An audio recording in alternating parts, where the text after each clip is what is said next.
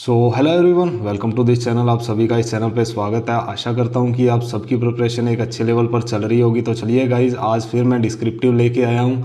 Class start करने से पहले अगर ये वीडियोस आपको अच्छी लग रही है तो प्लीज़ लाइक किया कीजिए, शेयर किया कीजिए एंड ये चैनल को सब्सक्राइब करना, ठीक है। रात के 11 बजे ये मैं आपके लिए वीडियो रिकॉर्ड कर रहा हूँ और 1 से 1.5 घंटा इसको एडिट एंड अपलोड करने में लग जाता है। तो अगर मेरे द्वारा लिया गया ये इनिशिएटिव आपको अच्छा लगा है, आपके लिए बहुत हेल्पफुल रहेगी ये videos IBPS PO and SBI PO mains के डिस्क्रिप्टिव पार्ट में। तो चलिए स्टार्ट करते हैं। आज अपने पास ऐसे का कौन सा टॉपिक है, क्या बोल रहा है कि what steps have been taken to enhance institutional credit in agriculture, कि ऐसे कौन से स्टेप्स लिए गए हैं इनहेंस करने के लिए institutional credit in agriculture sector में। अगर वर्ड लिमिट की बात करूँ तो 300 वर्ड अपने को लिखने हैं। 295 से लेके 310 तक अगर आप लिखो तो चलेगा, बट इससे ना तो कम होने चाहिए और ना ही ज़्यादा होने चाहिए। और टेलीग्राम ग्रुप अगर आप लोगों को इसकी PDF चाहिए तो आप ज्वाइन कर सकते हो, स्टडी विद रविंदर के नाम से। तो चलिए स्टार्ट करते हैं। सबसे पहले, in India agriculture credit is being advance by 2 major sources, मतलब जो एग्रीकल्चर क्रेडिट ये जो है इसको एडवांस किया जा सकता है 2 सोर्सेज से। कौन कौन से हैं? They are institutional and non institutional. कौन कौन से वो है? एक तो इंस्टीट्यूशनल एंड दूसरा कौन सा है? Non institutional. नॉन इंस्टीट्यूशनल में क्या क्या आता है? इंक्लूड मनी लेंडर आते हैं, ट्रेडर्स आते हैं, कमीशन एजेंट्स आते हैं, अपने रिलेटिव्स आते हैं, भाई बंधु आते हैं एंड बड़े बड़े किसान आते हैं। उन्होंने सबसे पहले देखो क्या बोला है कि जो एग्रीकल्चर क्रेडिट है ना, इसको एडवांस किया जा सकता है 2 सोर्सेस से। एक तो इंस्टीट्यूशनल आ गए। इंस्टीट्यूशनल में कौन कौन से आ गए हैं कि ये मनी लेंडर हुए, ट्रेडर हुए, कमीशन एजेंट्स हुए, रिलेटिव्स अपने हुए एंड बड़े बड़े किसान हुए। और अगर मैं इंस्टीट्यूशनल सोर्सेस की बात करूँ तो कौन क्या क्या आता है? कॉरपोरेटिव्स आते हैं, कमर्शियल बैंक्स आते हैं, जैसे नाबार्ड हुआ है, SBI हुआ, बैंक ऑफ इंडिया, ये सब हुए, ठीक है।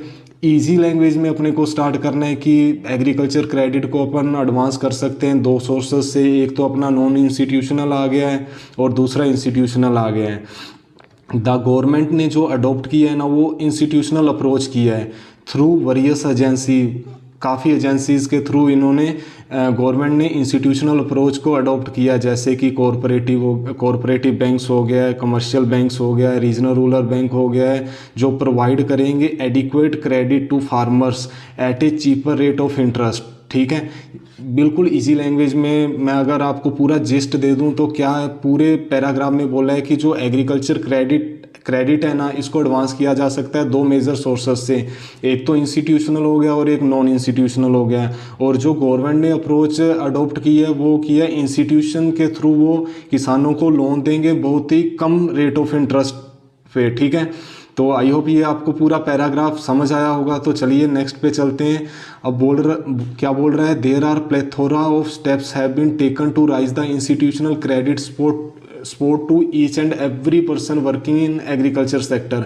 अब ये बोल रहा है कि बहुत सारे स्टेप्स लिए गए हैं जो बढ़ाएंगे इंस्टीट्यूशनल क्रेडिट सपोर्ट, किसको? जो भी एग्रीकल्चर की फील्ड में काम कर रहा है।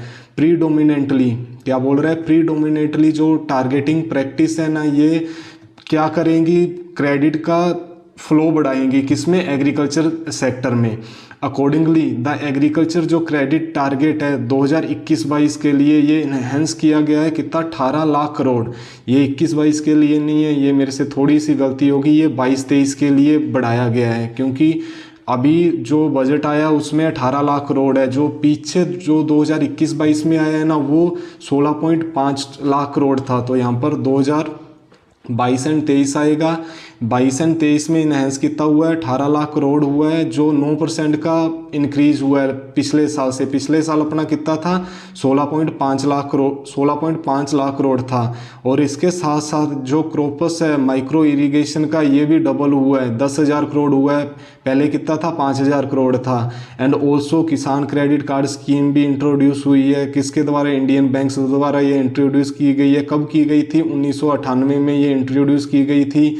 This model scheme was prepared by the NABARD द्वारा ये जो केसीसी है ये प्रिपेयर किया गया था। नाबार्ड की फुल फॉर्म क्या है? National bank for agriculture and rural development. कब ये इस्टेब्लिश हुआ था? 1982 में ये इस्टेब्लिश हुआ था। शिवरमन कमेटी की रिकमेंडेशन पे नाबार्ड इस्टेब्लिश हुआ था, इन्होंने केसीसी का दिया था।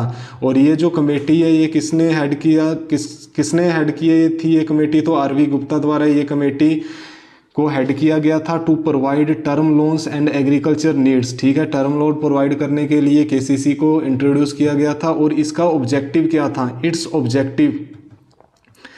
objective is to meet comprehensive credit requirements of the agriculture sector and by 2019 for fisheries and animal husbandry by giving financial support to farmers। ठीक है, केसीसी को मेन मैं आपको एक लाइन में बता दूं कि केसीसी को क्यों इंट्रोड्यूस किया गया था कि शॉर्ट टर्म लोन्स देने के लिए एग्रीकल्चर सेक्टर में केसीसी को इंट्रोड्यूस किया गया था। ठीक है, इसमें participating institution include all commercial bank, regional rural bank and state cooperative bank KCC देंगे किसानों को। ठीक है, आपको मतलब समझ आ गया होगा कि कौन कौन से स्टेप अपने को क्या दे रखा था कि कौन कौन से स्टेप्स लिए गए हैं। तो 22-23 में एक तो एग्रीकल्चर क्रेडिट टारगेट अपना बढ़ा दिया, 18 लाख करोड़ हो गया, पहले 16.5 लाख करोड़ रुपए था, 9% इस साल बढ़ा है। इसके साथ साथ माइक्रो इरिगेशन ये भी डबल किया गया, पहले 5,000 करोड़ था, अब 10,000 करोड़ कर दिया गया। और केसीसी को इंट्रोड्यूस किया गया 1998 में आरवी गुप्ता कमेटी की रिकमेंडेशन पे, जो किसानों को चीपर रेट ऑफ इंटरेस्ट पे लोन्स प्रोवाइड करेंगे। ठीक है, और इसके साथ साथ in order to relieve farmer from the interest burden of agriculture loan the government ने इंट्रोड्यूस क्या किया? Interest subsidy scheme. इस स्कीम के अंतर्गत जो पब्लिक सेक्टर बैंक्स होंगे या रीजनल रूरल बैंक होंगे, कोऑपरेटिव्स बैंक होंगे, ये इनको एडवाइस किया गया है कि शॉर्ट क्रॉप लोन्स है ना 3 लाख तक वो प्रोवाइड, जो भी आप किसानों को प्रोवाइड करोगे ये 4% रेट ऑफ इंटरेस्ट पर आप करवाओगे, और जो 3% होगा वो कौन देगी? सरकार देगी। ठीक है, आपको समझ आया होगा कि कौन कौन से सरकार ने स्टेप्स लिए गए हैं। पहले 18 लाख करोड़ रुपए का जो क्रेडिट टारगेट है ये बढ़ाया है, माइक्रो इरिगेशन ये भी डबल कर दिया है, केसीसी लेके आए हैं, और इसको भी किसानों को और भी रिलीफ देने के लिए क्या लेके आए हैं? इंटरेस्ट सब्सिडी स्कीम लेके आए हैं। ठीक है, ये 3 मेजर स्टेप्स थे जो मैंने आपको बताए हैं। एकदम क्रिप्स में लिखा है, क्योंकि अगर मैं ज़्यादा लिखूंगा तो वर्ड लिमिट ये बढ़ जाती है, तो 300 वर्ड में ही मैंने लिखा है। अब जब भी कोई भी स्टेटमेंट को अपन कंक्लूड करते हैं तो सबसे पहले ये कनेक्टर लगाना है, to sum up for effective modernization of agriculture sector and also to stimulate its growth pattern a board based and the simplified rural credit structure is very much desired and important. देखो, अगर अपने को agriculture sector को अगर बढ़ाना है तो अपने पास एकदम क्रिप्स स्ट्रेटजी होनी चाहिए। और एज यू नो कि देखो यार, कोविड 2019 में आया था तो एक एग्रीकल्चर सेक्टर ऐसा था जिसकी ग्रोथ बढ़ी है, ना कि कम हुई है। बाकी जो भी इंडस्ट्रीज है सबकी ग्रोथ रेट कम हुई है, तो इसलिए ये बर्निंग इशू था। तो मैं ये टॉपिक आपके लिए लेके आया हूँ। A proper system of agriculture credit will not only lower the rate of interest but also imply a system in which productive loans will gradually replace the unproductive ones। तो इन्होंने क्या बोला है कि एक प्रॉपर ऐसा सिस्टम होना चाहिए जिसमें एक प्रॉपर वे में अपन किसानों को लोन दे सकें, और जिससे कि जो एग्रीकल्चर सेक्टर है ये प्रॉपर ऊपर की ओर जाए।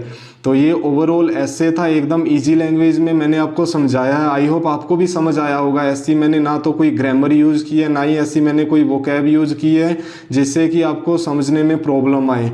तो चलिए, ये टोटल 310 या 315 वर्ड्स थे। आई होप आपको ये समझ आया होगा। तो चलिए, मिलते हैं अगली किसी वीडियो में। अगर आपको ये वीडियो अच्छी लगी हो तो प्लीज़ लाइक करना एंड चैनल को सब्सक्राइब करना, एंड मिलते हैं चलो अगली किसी वीडियो में। तब तक